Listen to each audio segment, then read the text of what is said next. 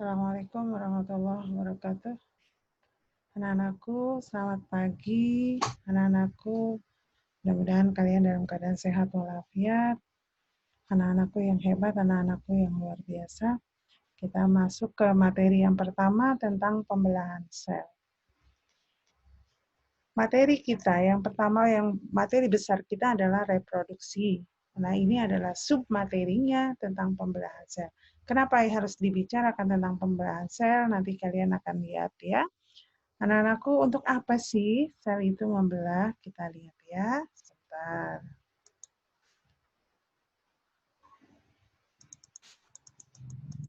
Oke. Tujuan dari pembelahan sel yang pertama adalah untuk pertumbuhan. Jadi, kalau kita lihat ini, ada tumbuhan yang kecil, dia akan tumbuh menjadi besar, besar, terus sampai menjadi pohon.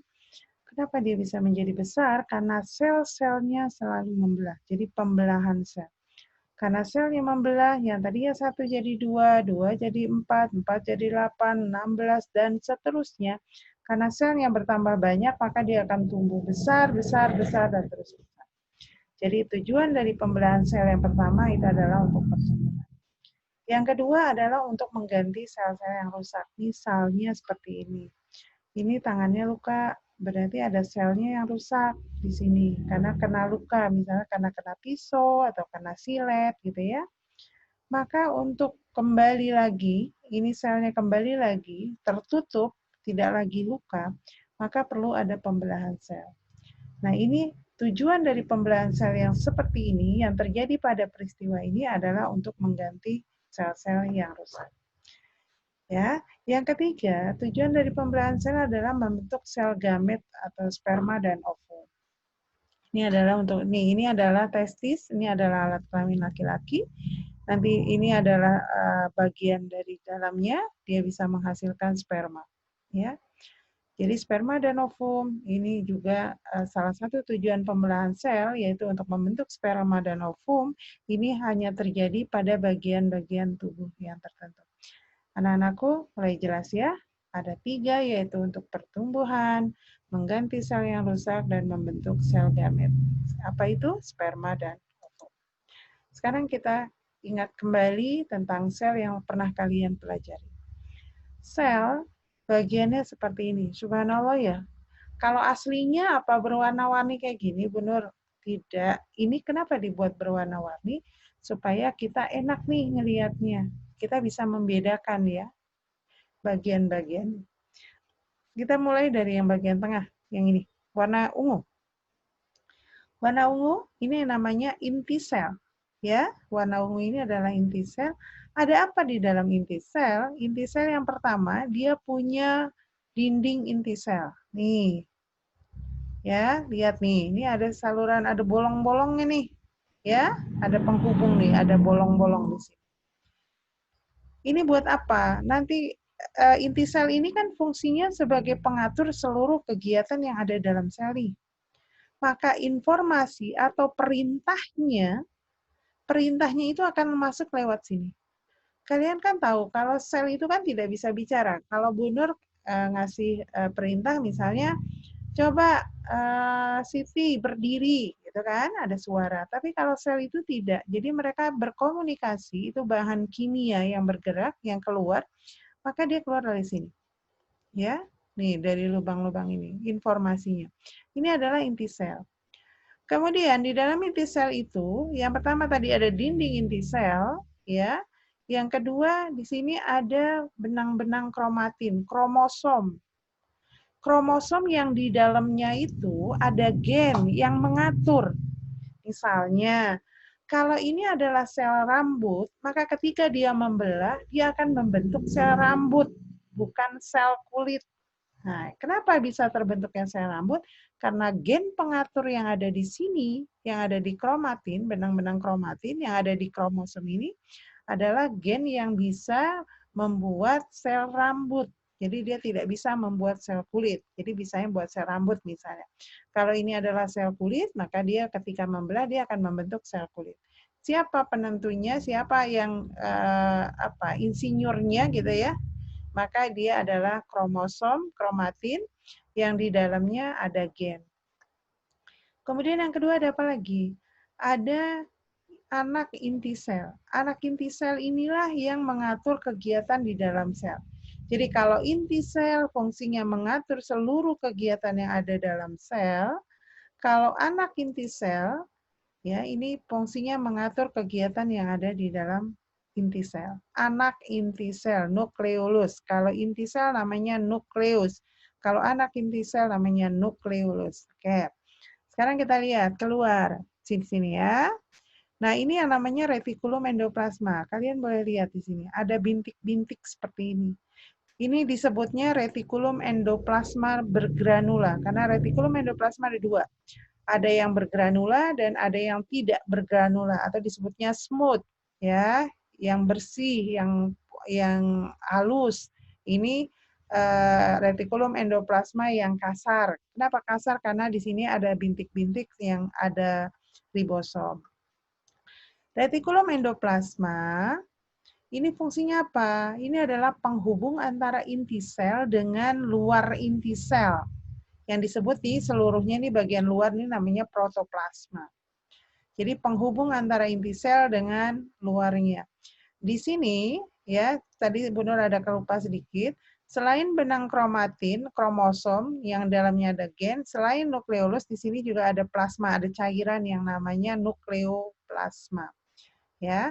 Nah, kalau di sini yang di luar ini namanya protoplasma. Kita balik lagi sekarang. Retikulum endoplasma ini sebagai penghubung antara inti sel dengan protoplasma. Ada dua, yang pertama adalah yang bergranula atau kasar, retikulum endoplasma kasar. Kenapa kasar? Karena di dalamnya atau di sini nempel ribosom. Sedangkan retikulum endoplasma halus itu tidak ada ribosom. Kalian lihat ya, bersih. Nah, ribosom sekarang. Ribosom ini fungsinya adalah tempat sintesa protein. Apa itu sintesa protein? Membentuk protein. Buat apa protein? Kalau dia misalnya nih, selnya ini mau membelah, dia kan harus membentuk dinding sel baru, ini dibentuknya dari protein. Gitu ya. Kemudian kita geser lagi, yang ini. Ini adalah badan Golgi. Apa fungsinya?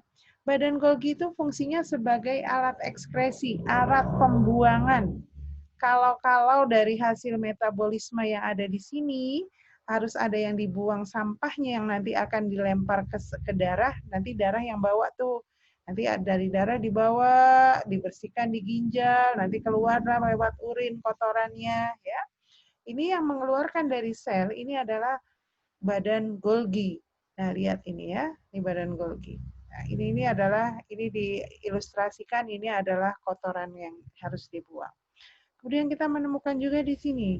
Di sini ada namanya mitokondria. Mitokondria ini adalah alat untuk menghasilkan energi. Semua aktivitas yang ada dalam sel ini harus menghasilkan energi. Dari mana ini mitokondria bisa memperoleh energi? Yaitu dengan cara membakar atau oksidasi antara makanan dengan oksigen yang kita bernafas itu. Makanan yang kita makan itu nanti dibawa oleh darah, nanti dikasih ke sel-sel, maka disinilah dimanfaatkan yaitu proses oksidasi atau pembakaran makanan dengan oksigen sehingga menghasilkan energi, namanya mitokondria. Kemudian ini adalah sentriol. Sentriolnya ada dua untuk sel hewan ini sentriol, ada sentriol ya. Nanti untuk apa sentriol kita akan lihat. Kemudian ini adalah membran sel. Kalau untuk sel hewan kan tidak ada dinding sel ya nak. Yang kalian sudah pelajari ini adalah membran sel. Lalu apa yang terjadi dengan pembelahan sel pada sel yang seperti ini, yang luar biasa rumitnya ini? Kita lihat. Ini dia. Sel ini dia akan mengalami atau bisa membelah dengan cara dua, yaitu dengan mitosis maupun meiosis. Apa bedanya mitosis dan meiosis? Mitosis ini terjadi misalnya rambut kita tambah panjang. Itu mitosis yang terjadi. Jadi rambut kita bertambah panjang karena selnya bertambah banyak. Kenapa bisa bertambah banyak? Karena selnya membelah secara mitosis. Kuku kita tambah panjang, badan kita tambah tinggi, gitu ya.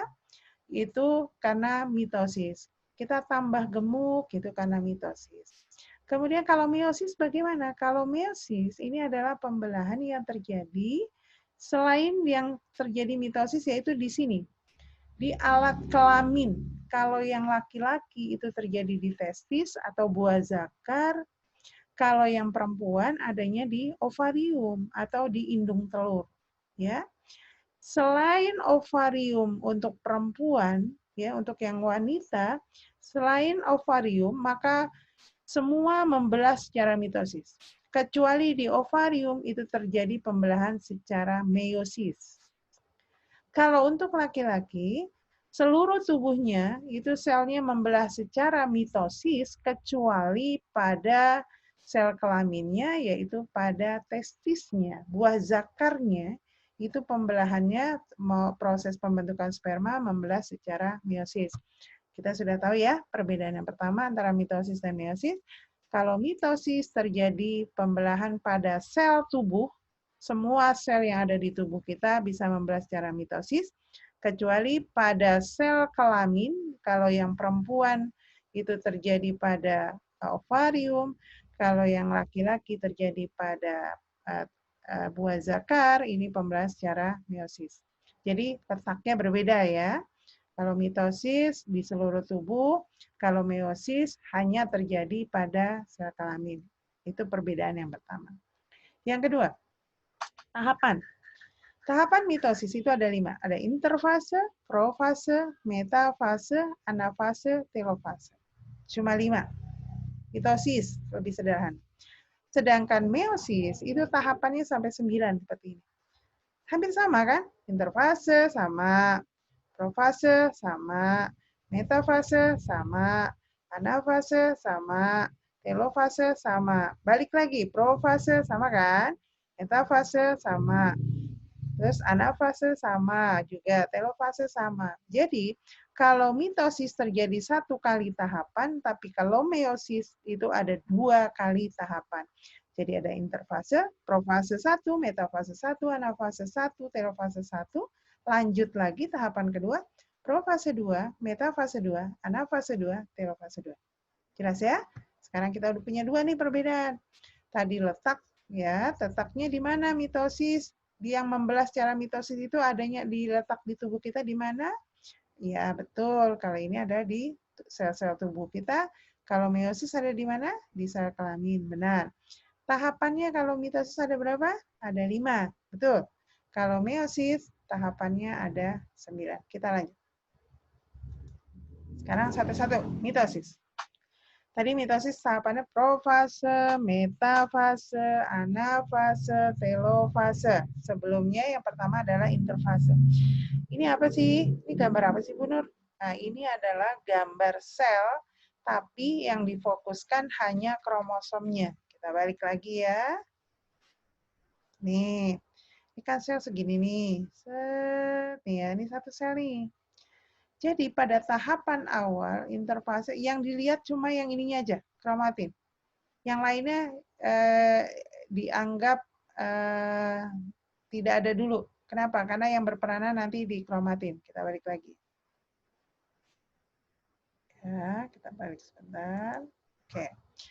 Ini yang tadinya kromatin ada di inti sel, ketika dia mulai membelah, ini dinding inti selnya hilang. Dia larut. Sehingga dia jadi satu nih, satu sel begini jadi satu. Jadi yang harusnya ada dinding inti sel ini hilang, ya. Kemudian ini interfase. Lihat kromosomnya ada berapa nak? Ada 2 ya. Ini ilustrasi saja, aslinya nggak seperti ini. Ini adalah ilustrasi dikasih gambar supaya kita gampang membedakan, ya. Nah, masuk ke profase, lihat ini udah jadi satu sel, dinding inti selnya nggak ada lagi. Yang tadi warnanya biru, yang tadinya talinya cuma 1, dia bikin duplikat. Nah, kalau bikin duplikat kan bikin yang sama dengan aslinya ya. Maka yang tadinya 1 sekarang jadi 2. Set, tapi dia nempel. Kenapa? Karena dia duplikatnya. Terus yang hijau juga. Nih, ini adalah tahapan profase. Lihat sekarang profase kromosomnya udah berbeda dibandingkan ketika dia tahapan interfase. Ya. Kemudian kita lanjut profase, ini tahap metafase. Lihat, ini ada benang-benang apa ya? Nah, ini adalah sentriol yang tadi kita lihat. Nih, ketika dia sudah mulai, oh ini dinding inti selnya ini udah larut nih, oh ini berarti sudah mulai siap-siap mau membelah ini sel gitu ya. Maka sentriol ini akan bergerak ke kutub yang berbeda. Yang satu pindah ke sini, yang satu pindah ke sebelah sini. Setelah itu mereka akan membentuk benang-benang gitu loh. Benang spindle namanya. Jadi membentuk benang-benang spindle. Maka hasilnya seperti ini. Ini namanya benang-benang spindle nih. Ini penghubung antara sentriol ini dengan sentriol satunya. Lalu kromosom ini akan menempel di tengahnya. Ya, dia akan nempel di benang-benang ini. Jadi satu kromosom ini dia nempel satu benang. Satu kromosom ini dia nempel satu benang. Oke, ini namanya tahapan metafase. Jadi kromosomnya dia sudah tersusun rapi di sini. Kemudian habis metafase, anafase, lihat. Ini benang yang ada di tengah ini set putus. Ketika dia putus, maka kromosomnya setengah ketarik ke bagian bawah, setengah tarik ke atas. Kemudian dinding selnya mulai menciut begini ya, mendekat begini, sehingga akhirnya dia akan putus. Saat ini menyatu, maka terbentuklah dua, ya di tahapan telofase, maka terbentuklah dua anak yang baru. Yang awalnya satu sel, sekarang menjadi dua sel. Ya, anakku ya. Jadi kalau mitosis, satu sel dia akan membelah menjadi dua sel. Tuh, perbedaan yang ketiga. Yang pertama tadi adalah di mana letak dia terjadi pembelahan mitosis dan meiosis. Yang kedua perbedaannya adalah berapa tahapan mitosis, berapa tahapan meiosis. Yang ketiga adalah jumlah anak yang dihasilkan. Kalau mitosis, anak yang dihasilkan sekali pembelahan itu adalah kalau dari satu sel maka dia akan menjadi dua anak sel yang baru. Perbedaan yang keempat adalah kamu boleh lihat kromosomnya sama atau beda nak? Dengan induknya sama. Maka kromosom yang dihasilkan juga sama dengan jumlah kromosom induknya. Jadi kita sudah belajar mitosis. Baru untuk mitosis kita sudah lihat ciri-cirinya yang 4 itu ya, di mana letaknya, kemudian berapa tahapannya, berapa sel anak yang dihasilkan, kemudian bagaimana kromosomnya. Kita lanjut ke meiosis. Kalau meiosis itu tahapannya tadi profase, metafase, anafase, telofase, semuanya itu tahapan. Satu itu adalah meiosis. Jadi meiosis itu ada dua tahapan. Tahapan yang pertama sama seperti mitosis. Nah ini adalah tahapan yang kedua. Ini adalah meiosis yang kedua. Jadi profase, metafase, anafase, telofasenya sama kayak gini nak. Nih, ini sama nih. Profase 1, metafase 1, anafase 1, telofase 1. Hasil telofase 1 nih, ini kan anaknya 2 nih. Maka 1 ini membelah lagi ke tahap selanjutnya. Nih, ini kita ambil 1. Kemudian dia masuk lagi ke profase. Yang tadi 1 itu, dia akan menduplikat lagi. Kalau tadi 2 ya, kromosomnya di sini gambarnya 4. Maka yang biru ini dia bikin duplikat, yang merah ini dia bikin duplikat, maka jadi seperti ini. Ini adalah ini tahapan interfase persiapan. Ini udah mulai profase, lihat. Ternyata kalau di meiosis ini kromosomnya dia berpasangan. Jadi seperti ini. Ya profase ini udah mulai nih. Kromosom-kromosomnya kalau tadi kan dia tidak ada pasangannya ya. Tadi dia lepas begitu saja. Tapi kalau ini kan dia tidak berpasangan, dia sendiri-sendiri. Tapi kalau di profase 2, dia mulai berpasangan begini. Kemudian kembali profase metafase, benang sentriol kembali terbentuk. Nih. Dia berikatannya nih nempelnya dua-dua. Nah. Jadi kalau ini ada gambarnya, sebentar, benar kasih itu catatan sedikit. Jadi kalau ini benang kromatinnya gini, set, gitu. Bentar ya.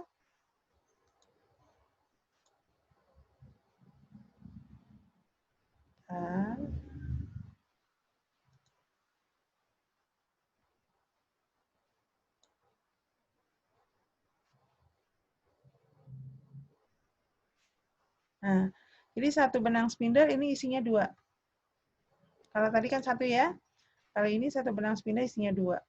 Kalau kita ini profase, kemudian masuk ke metafase, lihat ketika dia putus di tengah, putus di tengah, ini ketarik ke sana, yang merah ketarik ke sana, yang ini yang biru ini ketarik ke sana, yang merah yang ini ketarik ke sana, yang biru yang ini ketarik ke sana nih. Jadi seperti ini metafase. Kemudian dia akan jadi begini. Lihat. Ya, sekarang ini belah nih. Set belah, maka ini dapat 2. Ini adalah telofase. Setelah telofase, yang tadi duplikat itu kembali lagi ke bentuk awal. Sekarang lihat kromosomnya. Ya, yang tadinya ini ada 4 kromosomnya, yang ini ada 2. Jadi perbedaannya adalah kalau meiosis, jumlah kromosom anaknya itu setengah dari kromosom induknya. Ya, kalau meiosis setengah dari kromosom induknya. Karena di sininya 4, di sini 2. Kemudian kalau jumlah yang dihasilkan dari pembelahan meiosis, jumlah anaknya adalah 4. Saya ulangi. Jadi kalau meiosis, jumlah hasil anak yang dihasilkan ada 4, tetapi jumlah kromosomnya setengah dari kromosom induknya. Kita lihat lagi di sini, ini bedanya. Ya, nah ini dia. Ya, ini mitosis. Set, lihat satu benang spindle, satu kromosom. Dia ketarik, set, kepotong dia. Benar hapus dulu ya.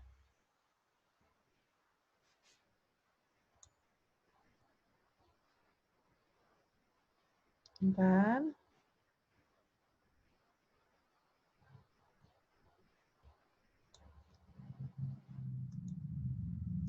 Kita lihat. Ya. Itu profase, metafase, anafase. Ini adalah kalau mitosis dia selesai sampai sini. Jadi kalau di sini kromosomnya 4, anaknya juga kromosomnya 4 sama. Anak yang dihasilkan adalah 2. Kalau meiosis, profase, metafase, anafase, yang ini dia belah lagi yang kedua. Lihat, yang kedua, di profase ini mulai berpasangan kromosomnya. Metafase, lihat, satu benang spindle, ini metafase kedua ya, nak. Lihat, satu benang spindle ada 2 kromosom. Kalau metafase 1, satu benang spindle, 1 kromosom. Di sini 2.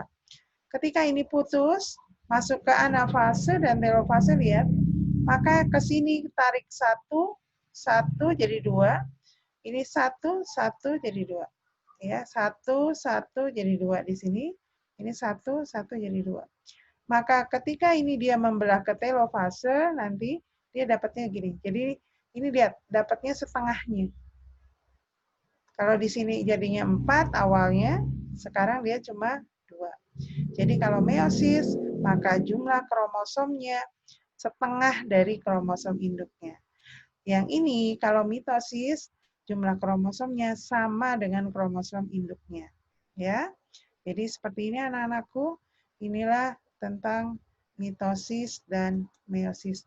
Mudah-mudahan kalian mengerti. Kalau belum mengerti, nanti kita akan berkomunikasi lewat WA. Kalian boleh menanyakan lewat WA. Anak-anakku, untuk presentasinya Bu Nur rasa cukup. Terima kasih. Kita kembali ke alat komunikasi kita untuk pembelajaran. Terima kasih. Assalamualaikum warahmatullahi wabarakatuh.